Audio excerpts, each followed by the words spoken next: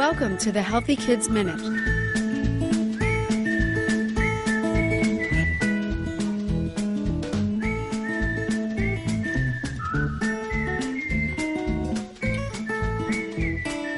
Lead is a metal, and it's one of the most abundant metals that's found in the earth. Lead has no known useful role in the human body, so it can be considered entirely a poison. Dr. Kevin Osterhout is the medical director of the Poison Control Center at the Children's Hospital of Philadelphia. He says the best way to protect children against poisoning from lead is by knowing where the potential for exposure lies. The number one concern is from lead dust from deteriorating house paint. Lead was banned from paint in the United States in 1978. So if your house was built after 1978, you probably have very little lead in the paint. But if it was built before 1978, and especially before 1950, chances are very good that you have lead paint inside your home. Second place is from lead in water, because a lot of times we'll use lead solder in pipes.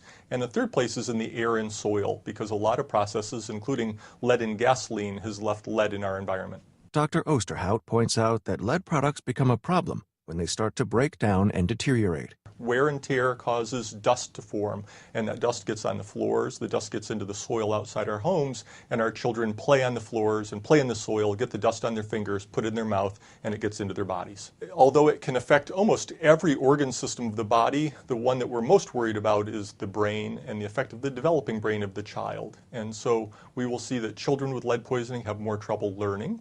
And it's been estimated that up to 1 out of every 5 cases of attention deficit disorder in the United States might be related to lead. The key to keeping your child safe from the harmful effects of lead, says Dr. Osterhout, is simply to remove as much of the exposure as you possibly can. When they start to crawl around in the home is when they tend to accumulate lead. They accumulate lead rapidly between 6 months and 12 months of age, and the peak blood lead levels usually occur between 12 and 24 months old. So I would encourage families thinking about starting a family to think about lead in their home environment even at that point in time, and to really make steps to try to reduce it. This has been the Healthy Kids Minute.